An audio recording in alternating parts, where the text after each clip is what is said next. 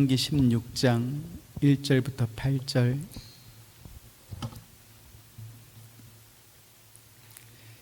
신명기 16장 1절부터 8절 한 절씩 교독합니다. 아빕월을 지켜 내 하나님 여호와께서 유월절을 행하라. 이는 아빕월에 내 하나님 여호와께서 밤에 너를 애굽에서 인도하여 내셨음이라. 여호와께서 자기의 이름을 두시려고 택하신 곳에서 소와 양으로 내 하나님 여호와께 유월절 제사를 드리되 유교병을 그것과 함께 먹지 말고 이레 동안은 무교병 곧 고난의 떡을 그것과 함께 먹으라. 이는 네가 애굽 땅에서 급히 나왔음이니 이같이 행하여 내 평생에 항상 네가 애굽 땅에서 나온 날을 기억할 것이니라.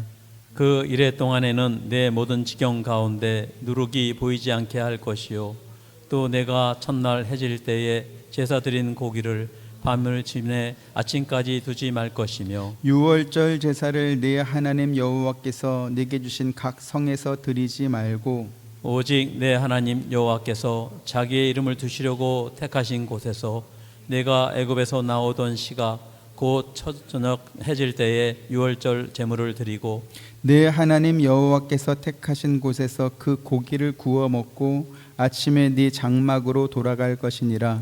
너는 엿새 동안은 무교병을 먹고 일곱째 날에 내 하나님 여호와 앞에 성회로 모이고 일하지 말지니라. 아멘. 오늘 본문은 하나님께서 이스라엘 백성에게 유월절 절기를 지킬 것을 명령하시는 내용입니다.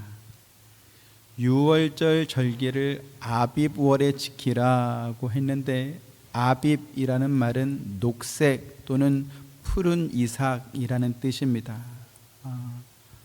우리 양력 달력으로는 3, 4월에 해당하고요. 히브리 달력으로는 7월입니다. 그런데 이스라엘이 출애굽한 때가 아빕월이었기 때문에 하나님께서는 아빕월을 한 해의 첫째 달, 종교력이죠. 첫째 달로 지키라 이렇게 명령하셨습니다. 출애굽기 12장 1절 2절. 여호와께서 애굽 땅에서 모세와 아론에게 일러 말씀하시되 이달을 너희에게 달의 시작 곧 해의 첫 달이 되게 하고 이렇게 아빕월은 이스라엘의 종교력으로 그 해의 첫 달이 되는 거죠. 하지만 이스라엘 백성이 바벨론 포로 생활에서 돌아온 뒤에는 이 아빕월을 바벨론식 이름인 니산월로 이렇게 바꾸어서 부르게 됩니다. 유월절을 지킬 때는 아빕월 10일에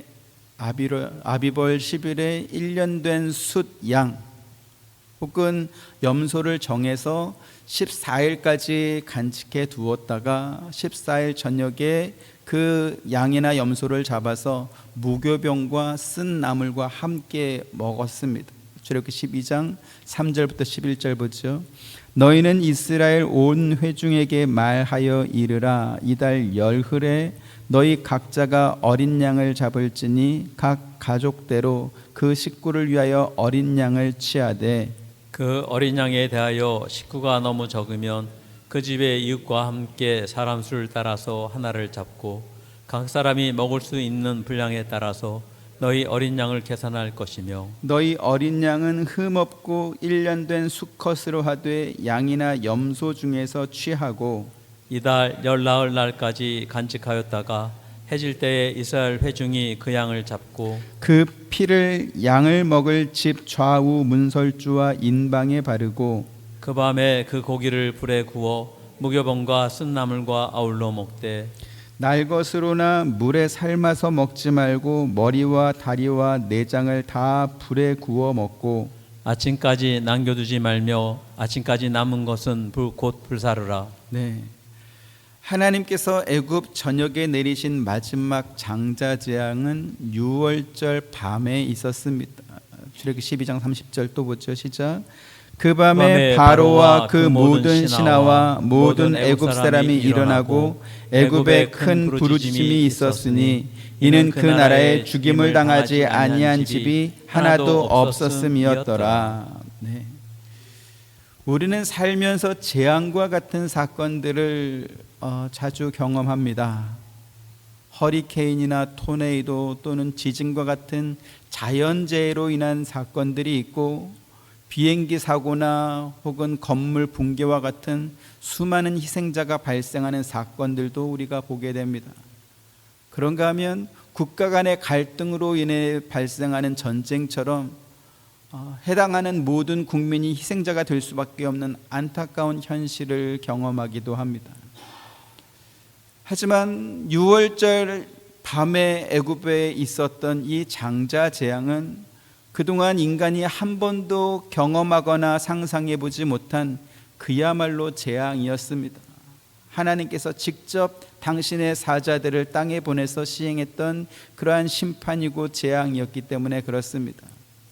그래서 그 두려움이 얼마나 컸으면 바로가 그날 밤에 모세와 아론을 불러서 나가라고 했을까요?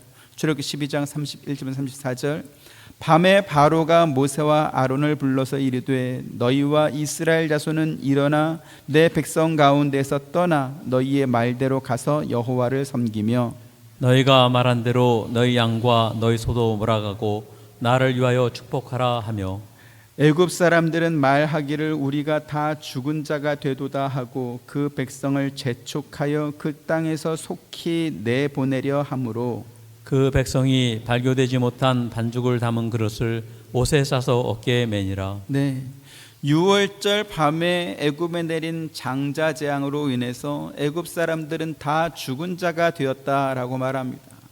그리고 이스라엘 백성은 그날 밤에 갑작스럽게 애굽을 떠나게 되는 것이죠. 그래서 하나님께서는 그 밤을 가리켜서 여호와의 밤이라고 하시면서 6월절을 지키라고 하신 것입니다. 계속해서 12장 42절 시작. 이 밤은 그들을 애굽 땅에서 인도하여 내심으로 말미암아 여호와 앞에 지킬 것이니 이는 여호와의 밤이라 이스라엘 자손이 다 대대로 지킬 것이니라. 네. 이처럼 6월절은 이스라엘 백성이 애굽에서 나올 때 바로와 애굽 사람들을 항복시킨 하나님의 10가지 재앙 중에서 마지막 재앙을 기념하는 절기입니다. 6월절 마지막 재앙이 애굽 땅에 임하던 날에 애굽의 모든 처음 난 것 곧 땅 위에 앉은 바로의 장자로부터 옥에 갇힌 사람의 장자까지와 가축의 처음 난 것까지 모두 다 죽었습니다. 하지만 이스라엘 백성은 6월절 어린 양을 잡아서 문설주와 또 문지방의 발음으로 인해 애굽 온 땅에 내렸던 장자 재앙을 면했고 그리고 그 땅에서 나오게 된 것입니다. 그런데 이 6월절은요 이스라엘 백성이 애굽을 떠나자마자 그 다음 해부터 지킨 것이 아니었습니다. 6월절은 그들이 하나님께서 그들에게 약속하셨던 가나안 땅에 들어온 이후부터 지켰습니다. 왜 그런가 하면 6월절 절기는 어린 양만 잡으면 끝나는 것이 아니고 어린 양과 함께 먹을 곡식가루로 만든 무교병이 있어야 되기 때문에 그렇습니다. 조금 전에 우리가 읽은 성경 말씀과 같이 그들이 광야에 거주하던 동안은 애굽을 떠날 때 가지고 나왔던 양이나 염소나 소 같은 그러한 가축들은 있었지만 그러나 광야에서는 무교병을 만들 곡식을 재배하거나 또는 얻을 수가 없었던 것이죠. 그래서 6월절 절기는 가나안 땅에 들어가서 첫 수확을 한 이후부터 지키게 된 것입니다. 6월절은 어린 양이 핵심입니다. 어린 양을 잡아서 문설주와 상인방에 그 피를 바름으로 인해서 죽음의 재앙을 면한 것이 바로 6월절이기 때문에 그렇습니다. 신약식으로 이해하자면 예수 그리스도께서 십자가 위에서 흘리신 피로 인해서 죄의 심판과 영원한 죽음을 면하게 된 것이 바로 6월절입니다. 예수님은 6월절 어린 양으로 오신 것이죠. 하지만 그럼에도 불구하고 하나님께서는 이 6월절을 어린 양의 피만 있으면 충분하다라고 하지 않으시고 구운 고기와 함께 먹을 무교병이 있어야만 지킬 수 있도록 정하셨습니다.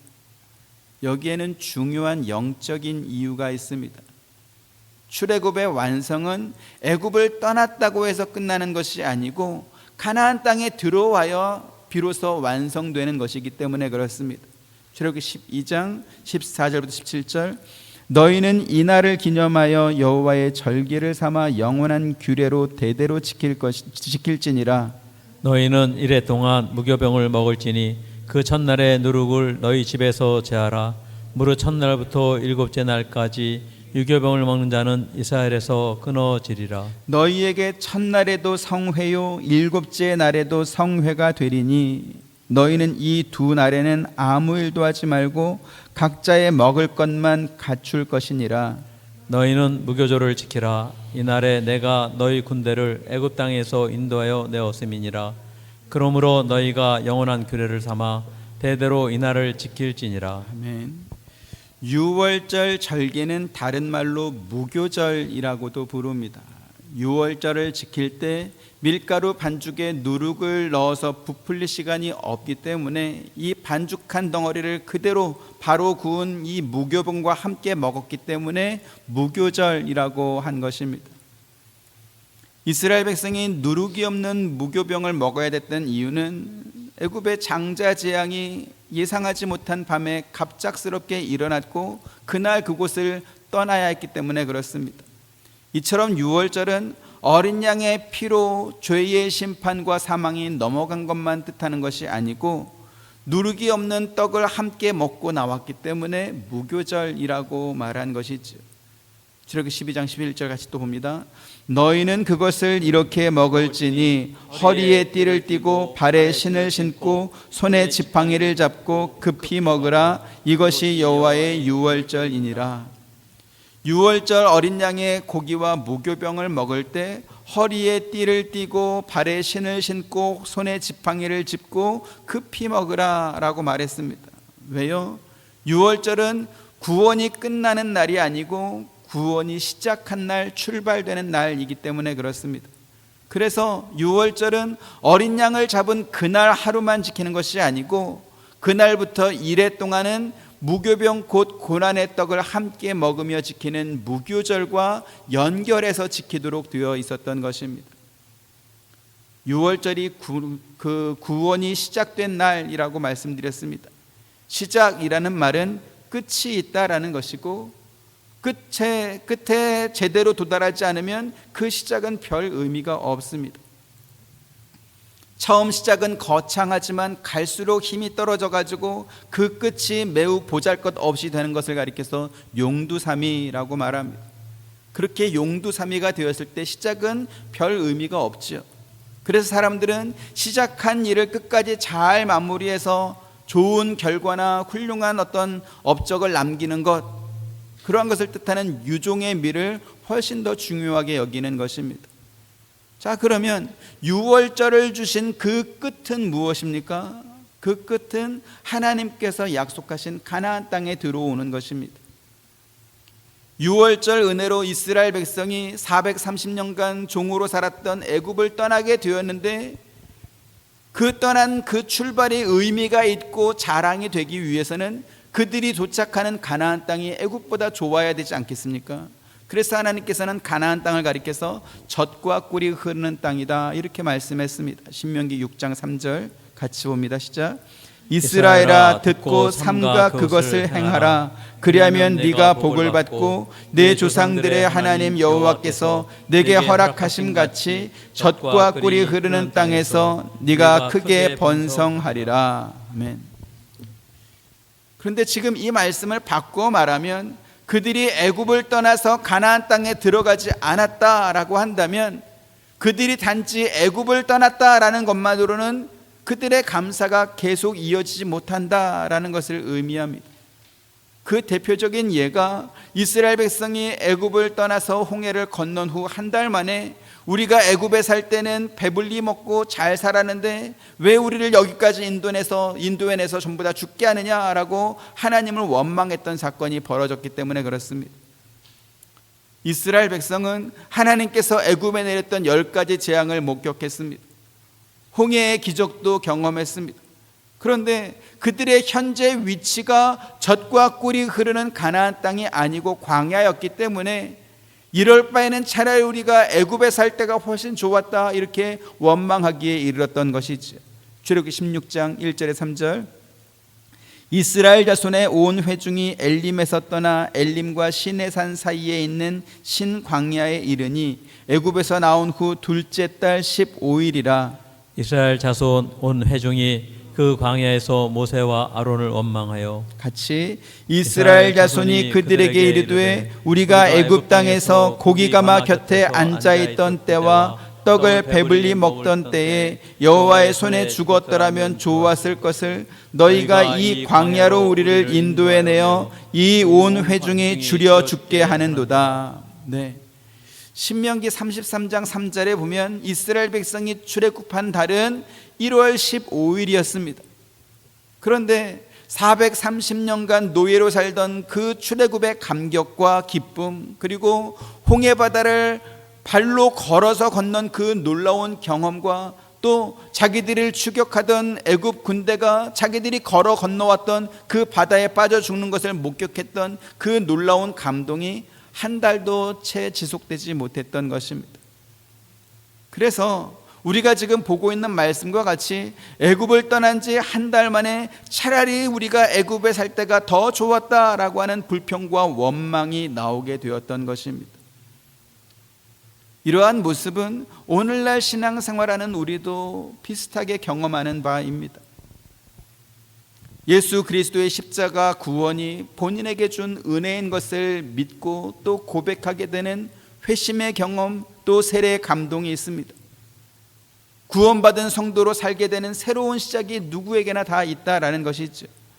하지만 그러한 경험이 아무리 극적이고 감동적이라고 할지라도 가나안 땅에 들어가지 않으면 그 은혜와 감동과 그러한 경험들은 하나님을 온전히 믿고 의지하는 힘이 별로 없습니다. 이스라엘 백성이 애굽에 내린 10가지 재앙을 목격하고 홍해를 건너고 만나를 먹었어도 가나안 땅에 들어오지 못한 그 광야에 있는 상태에서는 하나님께서 그들을 애굽에서 구원한 것에 대해서 별로 감사하지 않았습니다. 오히려 왜 우리를 애굽에서 여기까지 데리고 왔느냐 이렇게 원망했던 것이죠. 그와 같은 모습이 오늘날 신앙생활하는 성도들에게서도 별로 다르지 않게 나타납니다. 대표적인 예가 뭐냐면 수련회나 기도원 등에서 은혜 받은 그러한 사람들에게서 나타나는 것입니다. 제가 신학교에 다니던 1990년도에 그러한 일들이 상당히 많았습니다. 당시에 청소년 또 청년 수련회나 또 기도원 등에서 열리는 특별 성회들을 보면 주로 2가지 목적으로 열렸습니다. 첫째는 사람들에게 구원의 확신을 주는 것이었습니다. 그리고 또 다른 하나는 헌신에 대한 초청이었습니다. 구원에 대한 확신은 어떻게 주는가? 목사님께서 설교를 하거나 혹은 예배 후에 기도 시간을 통해서 본인의 죄를 회개하게 하고 또 소리 높여 통성 기도하면서 울게 하는 것이었습니다. 그렇게 목이 쉬도록 기도하고 실컷 울고 나면 자기가 구원받았다는 사실이 가슴으로 이렇게 느껴지고 또 왠지 새로운 사람이 된 것 같은 어떤 뜨거운 감동을 받습니다. 그리고 그러한 느낌을 받다 보면 세상에서 직장을 다니거나 혹은 학교에 다니면서 공부하는 게 무슨 이렇게 큰 의미가 있나 싶고, 그래서 차라리 이런 거 하지 말고 평생 주의 일만 하며 살면 좋겠다라는 그러한 생각을 하게 되는 것이죠. 그럴 때 또 다른 집회가 그 사람의 가슴을 뛰게 하는 것입니다. 예수님께서 당신을 위해서 십자가 위에서 피 흘려 죽으셨는데 당신은 예수를 위해서 뭘 하겠느냐라는 그러한 어떤 초청을 받는 것이죠. 그러면서 선교사가 되고 싶은 사람은 손 들고 나오세요 라고 말하면 이제 청년 학생들이 울면서 이렇게 손 들고 앞으로 나와서 기도받고 안수받는 그러한 일들이 있었습니다. 그분들이 받은 은혜가 거짓이라거나 혹은 그들이 서원했다는 것이 잘못됐다는 것이 아닙니다. 저 역시 그러한 경험이 있었고, 그리고 그와 같은 감격과 또 나를 위해서 희생하신 그리스도에 대한 어떠한 은혜에 보답하고 싶어서 그래서 자신의 일생을 헌신하고 싶은 뜨거운 마음이 분명히 있습니다. 하지만 문제는 뭡니까? 그 감동이 예배하는 그 시간, 기도하고 찬양하는 그 시간에 머물러 있다라는 것이죠. 그게 세상에서의 삶과 이렇게 연동되지 않는 것입니다. 뜨겁게 은혜 받았는데 학교 과학 시간에 기원전 500만 년 전에 최초의 인류인 오스트랄로피테쿠스가 있었다. 170만 년 전에는 호모 에렉투스가 있었고 8만 년 전에는 네안데르탈인이라고 부르는 호모 사피엔스가 있었다. 이러한 말을 들으면 왜 저런 것을 내가 배워야 되나 이러한 생각이 듭니다. 분명히 성경에는 하나님이 천지를 창조했다고 했고 그 창조의 시기를 거슬러 보면 약 6,000년밖에 안 되는데 무슨 500만 년 전이고 170만 년 전이고 8만 년 전이고 다 이제 거짓말같이 느껴지는 거죠. 그래서 그런 거를 외워가지고 또 시험 봐가지고 성적을 받으면 왠지 하나님을 배신한 것 같은 그러한 생각이 들고, 그래서 그럴 바에 공부를 안 하면 좋겠다 이러한 생각도 또 하게 되는 것입니다. 직장 생활하는 사람들도 다르지 않죠. 성경에는 분명히 하나님을 사랑하고 내 이웃을 사랑하며 살라 이렇게 말을 했는데 자기는 사장의 이익을 위해서 직장 생활하는 것 같이 이렇게 느껴지니까 야, 이렇게 내가 살아야 되나 이런 고민을 하는 것입니다. 그래서 멀쩡하게 다니던 직장을 때려치우고 신학교에 오는 사람들이 얼마나 많은지 모릅니다. 심지어 의사하다가 변호사하다가 그렇게 또 신학교 오시는 분들도 있습니다.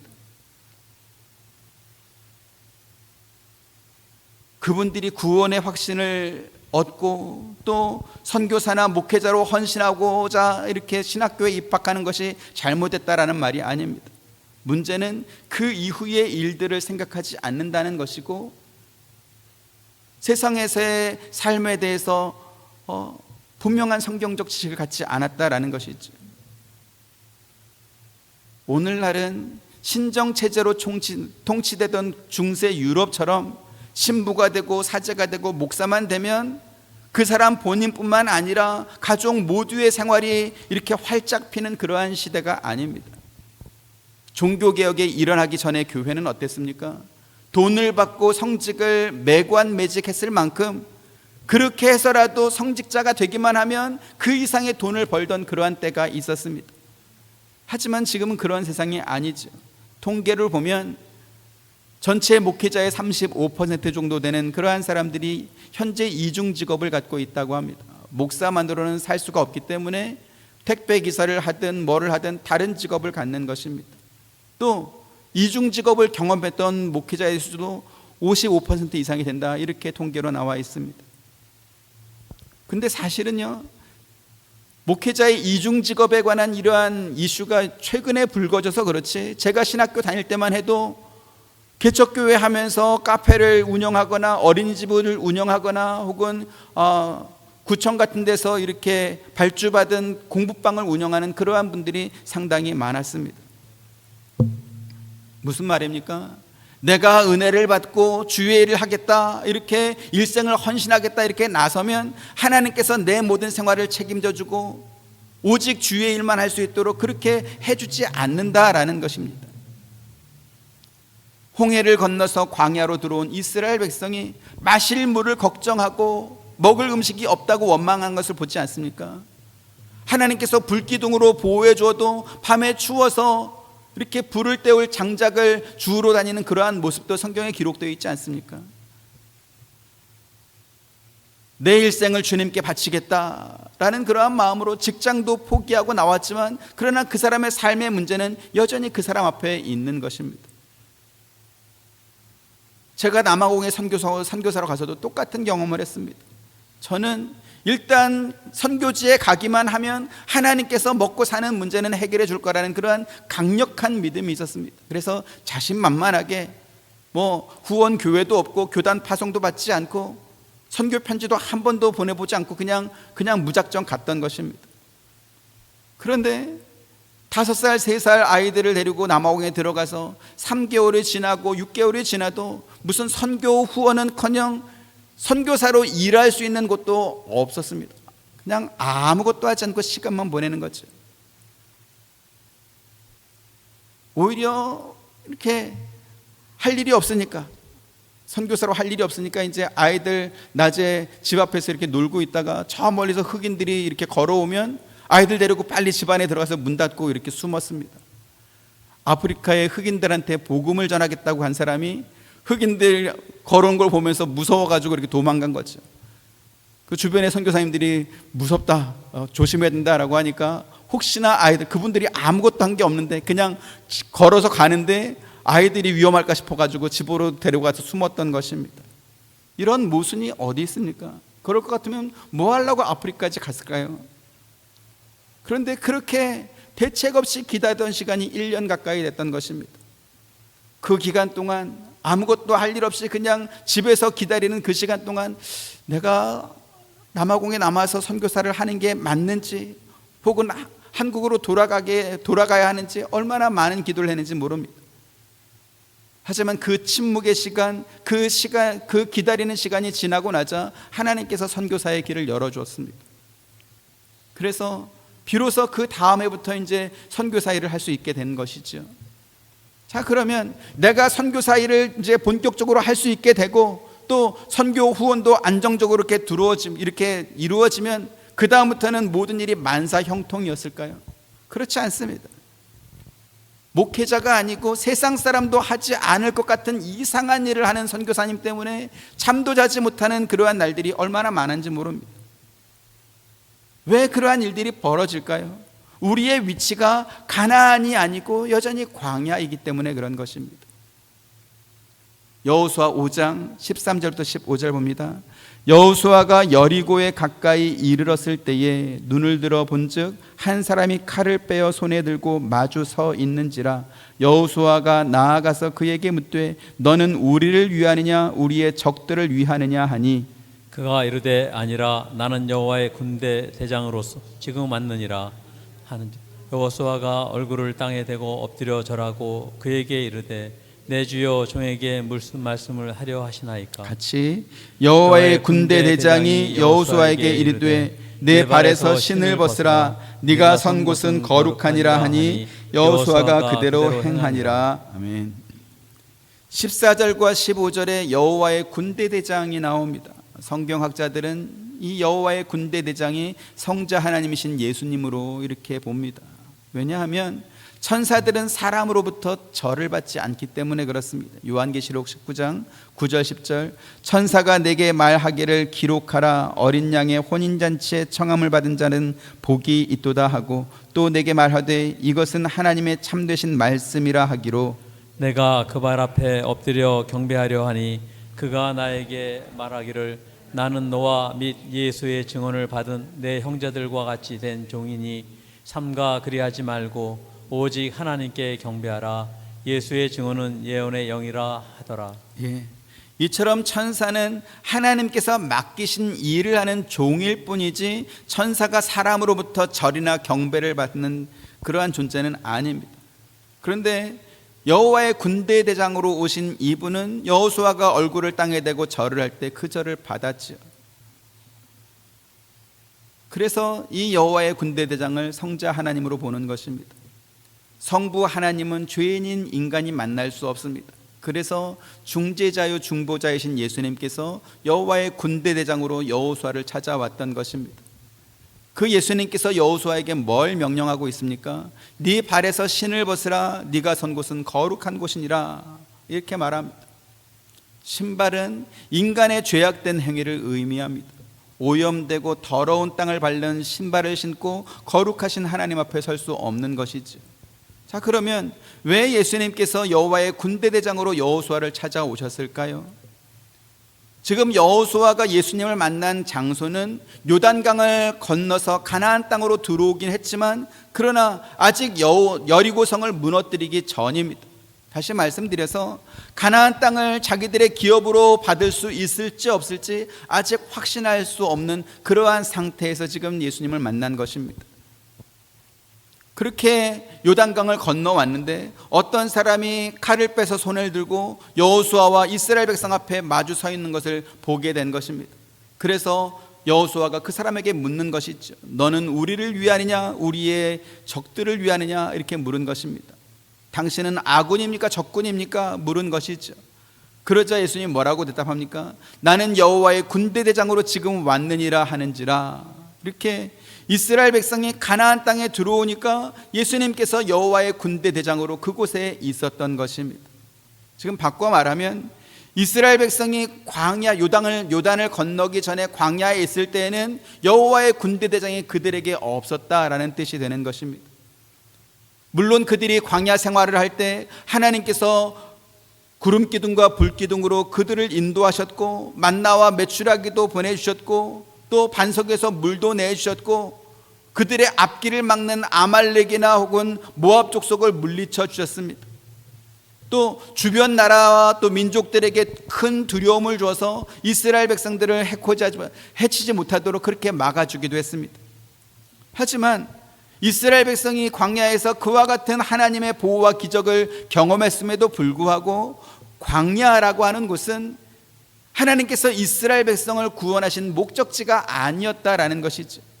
그래서 광야에서는 수없이 많은 기적을 경험했지만 그러나 어떤 면에서는 애굽보다 못했던 것입니다. 이스라엘 백성들이 말했던 것처럼 비록 애굽에서는 노예로 살았지만 배부르게 먹을 수도 있었고 생선과 참외와 부추와 마늘과 고기와 이런 것도 마음껏 먹을 수 있었던 곳입니다. 하지만 광야에서는 어땠습니까? 아침에는 만나 생식 먹고 점심에는 만나 찜 먹고 저녁에는 무슨 만나 볶음 먹고 간식으로는 만나 강정 먹고 그냥 만나 외에는 아무것도 없는 삶을 40년을 살았던 것이죠. 그런데 가나안 땅에 들어오니까 누가 있습니까? 여호와의 군대 장관으로 예수님이 계신 것입니다. 이제 그들의 가나안 정복 여정을 여호와의 군대 장관이신 예수님께서 함께하는 그러한 삶이 시작되었던 것입니다. 그래서 그 여호와의 군대 장관이 여호수아에게 무엇을 요구합니까? 네 발에서 신을 벗으라. 네가 선 곳은 거룩하니라. 이렇게 말합니다. 거룩하신 하나님과 동행할 준비를 하라라는 것이지요. 지금 이 말씀을 오늘날 명령어로 바꿔서 말씀드리면 누구든지 나를 따라오려거든 자기를 부인하고 자기 십자가를 지고 나를 따를 것이니라 라고 말씀하신 예수님의 말씀과 같은 것입니다. 고대 사회에서 종들은 신발을 신지 못합니다. 어떤 사람이 맨발로 서 있는지 혹은 신발을 신었는지에 따라서 그 사람의 신분을 대번에 확인할 수 있도록 했던 것입니다. 여호와의 군대 장관으로 오신 예수님께서 여호수아에게 네 발에서 신을 벗으라 라고 말씀한 것은 여호수아가 하나님 앞에 종의 신분으로 있다라는 것을 말씀한 것입니다. 같은 맥락에서 예수님께서 누구든지 나를 따라오려거든 자기를 부인하고 자기 십자가를 지고 나를 따를 것이라고 말씀한 것도 종으로 따라오라 라고 말씀한 것입니다. 종은 누굽니까?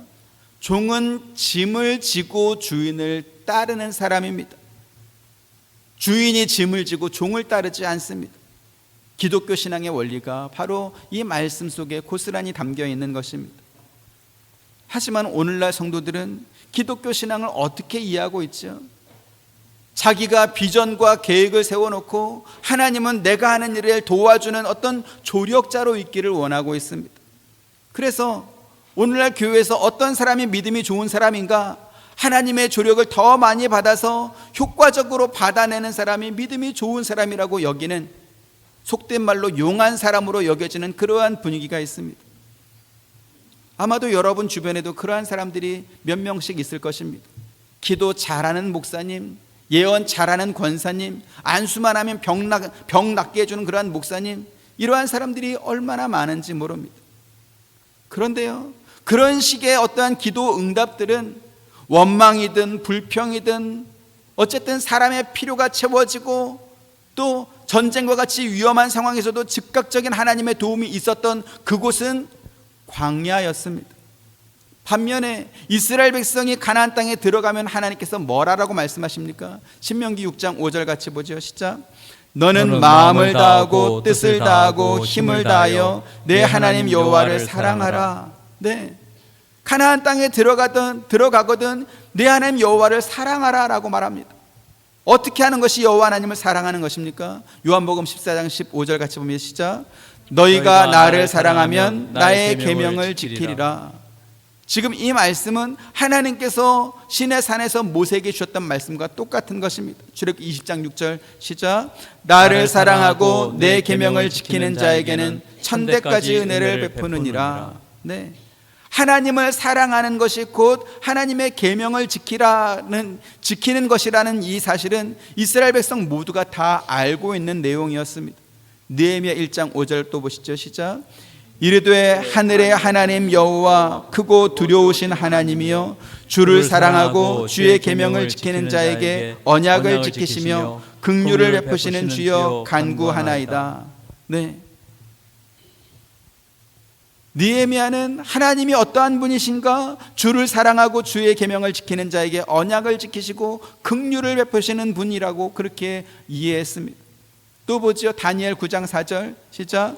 내 하나님 여호와께 기도하며 자복하여 이르기를 크시고 두려워할 주 하나님, 주를 사랑하고 주의 계명을 지키는 자를 위하여 언약을 지키시고 그에게 인자를 베푸시는 이시여. 네. 다니엘도 역시 하나님을 가리켜서 주를 사랑하고 주의 계명을 지키는 자를 위하여 언약을 지키시고 그에게 인자를 베푸시는 분이라고 그렇게 말했습니다. 두 사람 모두 하나님을 가리켜서 뭐라고 합니까? 언약을 지키시는 분이라고 하는 거죠. 그러면 언약은 뭐죠? 앞서 모세가 나를 사랑하고 앞서 하나님께서 모세에게 나를 사랑하고 내 계명을 지키는 자에게는 천대까지 은혜를 베푸느니라 라고 말씀하신 그 말씀이 바로 하나님의 언약입니다. 하나님께서 이스라엘 백성을 애굽에서 구원해서 가나안 땅을 그들에게 주시면서 그들에게 무슨 대단한 업적을 만들어내라 그렇게 말씀하지 않았습니다. 하나님께서 그들에게 피라미드나 스핑크스를 만들어서 바치라 라고 하지 않았습니다. 그리스의 파르테논 신전처럼 하나님이 거주할 웅장한 신전을 만들어내라 그렇게 하지 않았습니다. 오직 하나님을 사랑하고 하나님의 말씀에 기쁨으로 순종하는 자가 되라 그렇게 말씀한 것이죠. 하나님께서 주신 계명에 순종하라 라는 그러한 말이 귀에 거슬리고 부당하게 여겨지는 그러한 사람들이 있습니다. 과연 그것이 합당한가? 사랑하는 관계에서는 그 대상이 말하지 않은 것까지도 지키려고 애를 씁니다. 우리가 드라마 같은 데 보면 사랑하는 사람들이 주인공으로 나온 그러한 드라마에 보면 이게 보는 사람들의 손발이 오그라들 것 같은 그러한 장면들이 많이 나옵니다. 뭐 이 안에 너 있다 이런 대사도 있지 않습니까? 방영된 지 20년도 더 된 그러한 드라마지만 지금도 그 대사를 기억하는 사람들이 있을 만큼 일단 사랑하는 관계가 형성이 되면 그 사람을 위해 사는 모든 행동이나 말들이 다 이해가 되는 것이죠. 사랑하는 사람이 위기에 빠졌을 때 맥락도 없고 말도 안 되는 방법으로 주인공이 나타나서 그 모든 문제를 다 해결해 주는 그러한 장면이 많으면 많을수록 시청률은 더욱더 올라갑니다. 왜요? 사랑이라고 했을 때 그러한 모습들이 사람들이 사랑을 생각하면서 기대하는 그러한 전형적인 모습이기 때문에 그렇습니다. 서로 사랑하는 마음이 현재 진행형이라면, 그리고 또 진심이라고 한다면 그 사람이 나에게 아무리 어려운 부탁을 했더라도 그것을 들어주기 위해서 애를 쓸 것입니다. 하지만 사랑하는 마음이 전혀 없다면 아무리 쉬운 부탁을 해도 별로 하고 싶지 않을 것입니다.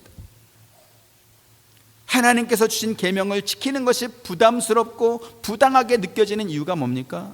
하나님을 사랑하는 마음이 없기 때문에 그렇습니다. 사랑하는 마음이 있다면 당연히 지키겠죠. 자, 그러면 이런 것은 어떻습니까?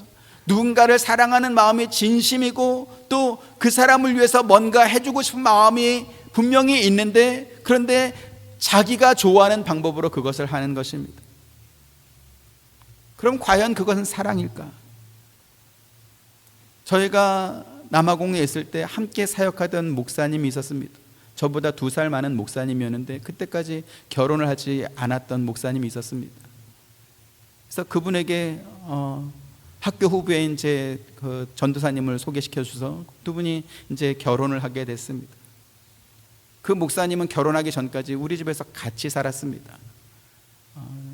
집사람이 마치 시아주버님을 모시듯 혹은 시아버지를 모시듯 삼시세 때 반찬을 바꿔가면서 그렇게 요리를 해가지고 이렇게 함께 지냈던 기간이 있었습니다. 그분들이 이제 한국 가서 결혼하고 신혼여행 마치고 또 이렇게 동네에 이사해서 집들이 한다, 결혼 기념과 집들이 기념으로 우리가 지금 후원하고 있는 양원 목사님 부부와 또 저희 부부를 초대했습니다. 아이들은 이제 학교를 갔던 것으로 기억하고요. 집에 갔더니 그 목사님이 그 목사님 사모님이 콩국수를 너무 좋아한다라고 하면서 콩국수와 김치를 이제 준비했습니다. 딱 그 두 개, 콩국수, 김치를 이제 준비한 것입니다. 그 상을 보고 나서 그 양호 목사님 사모님이 박 목사님 콩 안 먹는데 이것만 있어? 이렇게 말을 한 겁니다. 제가 콩 계열의 음식을 소화를 잘 못합니다. 그래서 콩뿐만 아니라 견과류 종류의 어떤 것도 잘 먹지 않습니다. 그래서 미리 이제 말을 해요. 혹시나 오해할까봐 싶어서 음식이나 뭐를 준비했는데 제가 안 먹고 있으면 저 사람이 왜 저러나 이럴까 싶어서 어떤 그런 상황이 생기기 전에 제가 그 소화를 잘 못 시켜서 이런 거 잘 안 먹습니다. 이렇게 미리 말을 합니다. 반면에 이제 저희 집사람은 콩을 대단히 좋아합니다. 그래서 옛날에 집에서 메주를 띄우려고 이렇게 콩을 삶으면 대접에 갖다 놓고 먹었다 이렇게 말할 만큼 콩을 좋아합니다. 하지만 우리 집에서는 콩을 잘 안 먹습니다. 저를 배려해서 집사람이 이제 콩을 잘 안 먹습니다. 근데 결혼하기 전까지 우리 집에서 같이 살았던 그 목사님이 결혼식과 집들이 기념으로 사람을 초청해 놓고 콩국수랑 김치를 이렇게 내온 거죠. 그러니까 이제 양호 목사님 사모님이 박 목사님은 저 콩국수 못 먹으니까 밥이라도 좀 주세요. 그랬더니 국수 먹을 거라 밥은 안 했다고 사모님이 이렇게 말씀을 하셔서 저는 이제 다른 분들이 맛있게 먹는 거를 보고 왔습니다. 저는 그 사모님이 가장 잘할 수 있는 음식을 정성스럽게 준비했다. 같이 사역하는 양원 목사님과 저희를 위해서 준비했다 이렇게 생각합니다. 하지만 2년 가까이 저와 함께 사역하고 또 우리 집에서 함께 살았던 그 목사님은 저에 대해서 전혀 관심이 없었구나라는 것을 확인할 수 있었던 것 같습니다. 거창하게 무슨 사랑까지 말하지 않더라도 상대에 대해서 조금만 관심 있고 배려하는 마음이 있다면 그 사람을 위해서 뭔가 할 때 그 사람이 뭘 좋아하는지 뭘 싫어하는지는 생각할 것 같습니다. 오늘 본문에 하나님께서 이스라엘 백성에게 유월절을 지키라고 하면서 그들에게 주신 말씀이 바로 그와 같은 내용입니다. 5절 6절 보시죠. 유월절 제사를 내 하나님 여호와께서 네게 주신 각 성에서 드리지 말고 오직 내 하나님 여호와께서 자기의 이름을 두시려고 택하신 곳에서 네가 애굽에서 나오던 시가 곧 초저녁 해질 때에 유월절 제물을 드리고 유월절 제물을 네가 원하는 장소가 아니고 여호와께서 택하신 장소와 정해진 시간에 드리라고 말씀합니다. 또 유월절 제사가 끝난 뒤에는 가족들을 위해서 잡은 그 양을 어디서 먹어야 되는지 또 집에는 언제 돌아갈 수 있는지 그 기간은 어떻게 보내야 되는지도 또 가르쳐 주셨습니다. 7절 8절 시작. 내 하나님 여호와께서 택하신 곳에서 그 고기를 구워 먹고 아침에 내 장막으로 돌아갈 것이니라. 너는 엿새 동안은 무교병을 먹고 일곱째 날에 내 하나님 여호와 앞에 성회로 모이고 일하지 말지니라. 지금 이 말씀들은 유월절 제사를 명하신 하나님이 주인이시고 이스라엘 백성은 그 명령을 따라야 되는 종이라는 것을 확인시켜주는 그러한 말씀입니다. 그리고 이것이 바로 우리 기독교와 우상의 종교가 근본적으로 다른 점입니다. 우상의 종교는 어떻죠? 제물을 바치는 사람이 장소와 시간과 방법을 다 정합니다. 자기 집 마당에서 그 굿판을 벌릴 수도 있고 혹은 산에 가서 할 수도 있고 연못 앞에 가서 할 수도 있고 강이나 바닷가 앞에서 할 수도 있고 제물과 제를 바치는 그 사람이 시간과 방법과 장소를 다 정합니다. 신이라고 하는 우상은 그것을 준비한 사람이 해주는 대로 감지덕지하고 받을 뿐이죠. 하지만 하나님은 그렇게 하지 않았습니다. 하나님께서 장소를 정하시고 시간을 정하시고 그리고 그 고기를 어떻게 먹고 또 어디서 먹고 이것까지 다 정해 주셨습니다. 하나님께서 가나안 땅에 들어가거든 유월절과 무교절을 지키라고 말씀합니다. 왜 그들이 그와 같은 절기를 지켜야 됩니까? 애굽에서 종으로 살던 그들을 하나님께서 구원하셨고 그들에게 가나안 땅을 기업으로 주어 살게 하셨다라는 것을 기억하게 하기 위함입니다. 무엇보다도 앞서 여호수아 말씀에서도 확인한 바와 같이 가나안 땅은 여호와께서 예수님께서 여호와의 군대 장관으로 그들과 함께 해주시고 또 그들의 앞길을 인도해 줄 것이기 때문에 그렇습니다. 따라서 여호수아와 이스라엘 백성들은 여호와 하나님 앞에서 신을 벗어야 되는 것이죠. 여호와 하나님 앞에 종이 되라는 것입니다. 종은 주인의 명령을 따를 뿐이지 종이 주체가 될 수는 없지 않습니까? 그리고 이와 같은 원리는 오늘날 신앙생활하는 우리에게도 똑같이 적용될 것입니다. 기독교 신앙은 내가 원하는 조건을 하나님 앞에 내놓고 그걸 이루기 위해서 하나님이 좋아할 만한 뭔가를 이렇게 거래 조건으로 내놓는 것이 아니라는 것입니다. 하나님이 우리의 주인이시고 우리는 그분의 명령을 듣고 또 순종하는 자리로 나아가는 것입니다. 내가 주인이 되고 내가 원하는 일에 단지 하나님은 능력만 보태주고 조력만 해주길 원하는 것은 우상을 섬기는 사람들이 자기들의 신을 이용하는 방법과 다르지 않을 것입니다. 하나님께서 저와 여러분을 인격적으로 부르고 계십니다. 가나안 땅에 들어온 우리가 하나님의 거룩한 성품과 또 그 신성을 닮아가길 원하고 의와 진리와 거룩함을 따라 살라고 요구하고 있기 때문에 그렇습니다. 유월절을 지키는 것은 무엇입니까? 주인이신 하나님께서 우리에게 명령하시는 것을 듣고 우리가 그 명령에 순종하는 것입니다. 저와 여러분, 우리 하와이 한빛 장로교회가 유월절에 은혜를 주신 하나님의 은혜에 감사하면서 하나님께서 우리에게 요구하시는 의와 거룩과 진리를 따라 삶으로 인해서 우리의 성품과 우리의 삶의 모든 목적이 그리스도께서 하나님 앞에 순종했던 것 같이 그 순종하심을 닮아갈 수 있게 되기를 주님의 이름으로 축원드립니다. 은혜로우신 아버지 하나님, 감사합니다.